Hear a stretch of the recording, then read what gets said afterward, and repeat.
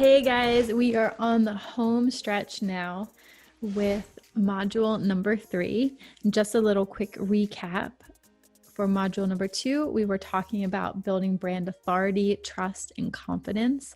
And we do that through a 4C framework: content, connections, continuity, and consistency. For number 3, and this is one of my favorites, obviously, because I am a branding specialist, and one of the ways that we do that for our clients is through visual branding and logos specifically. So I have a real soft spot for module number 3, which is to use your visual identity to project preeminence and leadership. This is super important when you're online. When you are, and we talked a bit about brick and mortar, coming from brick and mortar to online. If you're working one-on-one in person with people, there is less of a pressure for everything to look good. You might just be renting out a space, an office space. Maybe you didn't really think too much about your logo before, or definitely not your social media or how everything looks. And all of the rules change when you come online. And when I say visual identity, what I mean by that is your color palette, your logo, the different versions of your logo. So we have like submarks and word marks and things like that. And you don't have to get wrapped up in any of the terminology that's but it's just to let you know that beyond just having one little logo, there's a lot of different things that go into the visual identity. Even things like your website. I like to call it the platform. And your platform is like where your website is, or if you have any sales funnels, or if you have any PDF lead magnets that you give out, or a webinar, or social media, different social media accounts. It's all part of your visual identity. So it's everything that people see, when you come online. There suddenly is a really big focus in how things look. And it could be the thing that makes or breaks the business, because just like you need to be able to build a rapport, to be relatable when you come online, you also need to be able to project preeminence. You need to project a level of sophistication that you don't necessarily have to when you're brick and mortar. So I'm going to give you 4 ways, just like we've done with other modules. I'm going to give you 4 reframes or 4 things to think about in this framework. So how to use your visual identity to project preeminence. And what do we even mean by preeminence? I mean, when somebody comes to your site, or they stumble upon you on social media, or they're Googling late at night, they're trying to figure out who can help them. When they come to your site, does it look like something that you threw together in 2 seconds? Or does it look like something that is professional? Does it look like when you're charging high prices, does the visual identity match the value, the perceived value? And we think that this doesn't really we like to think that, oh, we're in the health space, so it doesn't really matter, but it does. It matters for every industry. Packaging is really important. There's an example that a lot of branding specialists, including myself, like to make about, buying a cup of coffee. If I was to put an unbranded white paper cup of coffee down in front of you and asked you how much you would pay for it, you might say anything from 50 cents upward to $2 or something like that.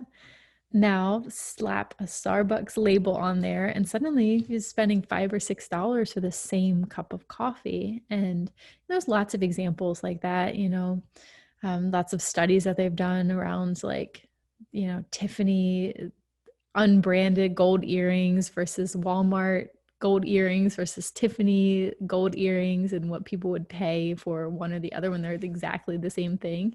So packaging really does matter. And I don't mean packaging in the conventional sense of how things are literally packaged physically, but packaging of your entire brand across all of the channels, every touch point that a client has with you before they become a client, when they do become a client, when they go through your process, and when they're post-client. Every part of that needs to be well thought out, needs to be part of a a very thoughtful client experience and needs to be sophisticated. So, in keeping with that theme, I really want to see when I'm looking for an expert brand or training you in how to build an expert brand, I'm looking for high-end sophistication among all of your platforms. And that means that you are using the right tech. That means that your website is not clunky. It means that your logo doesn't look like you did it yourself or bought it on Fiverr or 99 Designs or something like that. That it looks like you have taken the time and the money to invest in your business, because that in itself creates a level of trust and authority, like we were talking about in module 2. When I see, if you're looking at comparable services, because people aren't just going to be judging you based on the transformation that you provide.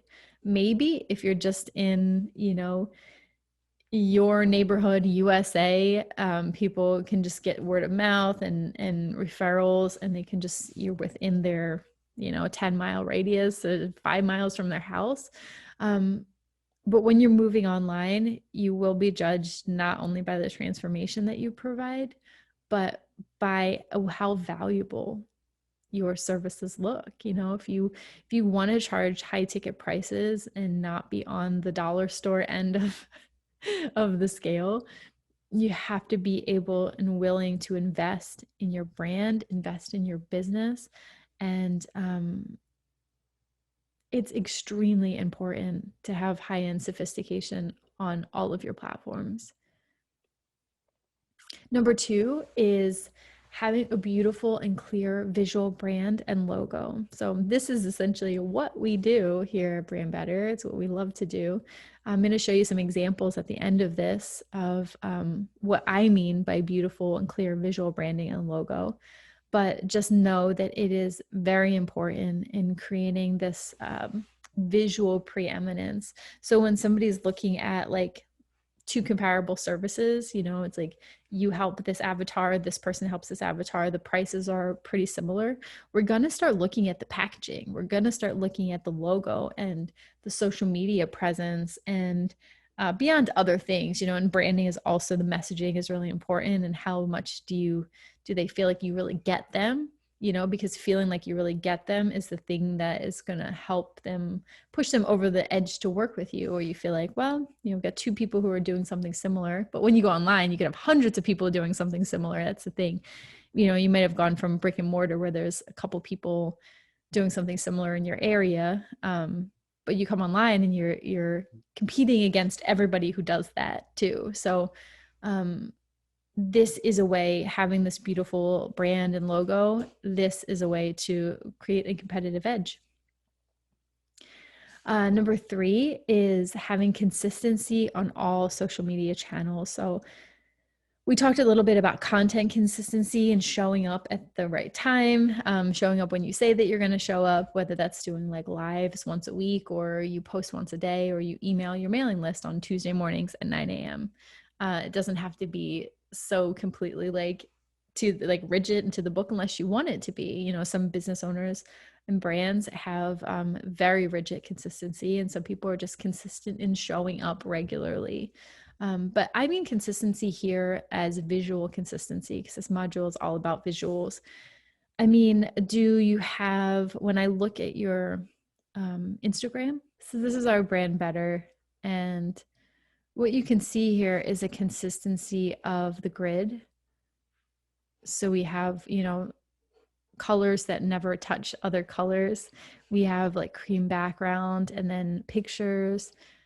We have a bunch of social media templates that we use every time we post. What you won't see on here is like pictures of my dog or pictures of my vacation. When we work with our clients, we create brands for them, but we also create a bunch of social media templates so that we make sure that when you go over to their social media channel, there's consistency on all of the posts. So this is thought out. This is using a sub logo of our brand, another sub logo over here. We have patterns, and we want to make sure that we're using our colors. You're not going to see colors on here that are outside of our brand colors. And this is just one example. We have a palette that we like to use. even when clients have a different look than ours, we want to make sure that it's within a template that looks professional. And you may look at this and you may not love the way that this looks because it's not your brand, but what we're looking for is consistency and a framework that we can plug into. And so when I go to your Instagram, and then I let's head over to our website, brandbetterco.com. I want to see the logos. Look, this is one of our main logos. This is a sub logo. I want to see colors and copy that's consistent across these different channels. And while I'm here, I want to show you, if you head over to our website, brandbetterco.com, and click on book a call, you can book a hire us call. So if you're watching these modules and you're thinking, yeah, I could really use some professional help with my logo, with my website, with my copy, know that we are the team for you. And we're here waiting for you to book a call with us. So that's all you need to do. It's brandbetterco.com. Head over to book a call. So the last thing, and this is a really great place to leave our 3-part masterclass series, which is actually a 4-part masterclass series. And that is with a vision for your best self as an expert and leader in your photography and your personal style. Once you have a strong brand put together with your logo, your color palette, I want you to start thinking about yourself as an expert and a leader and making choices based on that. So how do you show up to a Zoom meeting? Do you putting your blazer on? Are you doing your hair and makeup? Or are you showing up in a t-shirt? What is your brand? How would an expert brand show up? And this is important for getting professional pictures taken, which everybody should have professional headshots, a couple shots of you in action, some things that we can use for the website, some things that we can use on social media. That's should be a must. Professional pictures are part of a wellness expert brand. And then personal style. So whether you're working with a stylist or you're just, working with brand colors that suit you, that you feel really great in. I love mustard yellow. It really works with our brand, but it works with something that I feel comfortable wearing too. So we want to make sure that you have a vision for yourself as an expert, as a leader, and that's showing up in the choices that you're making, in the professionals that you work with, in what your platform looks like, your website, your social media, all of it, photography, and your personal style. I want to show you some examples of some clients that we worked with this year that we loved, that we were able to really bring out this professionalism and this expert brand that we've been talking about. So we've got Sachin at Perfect Practice Mentorship.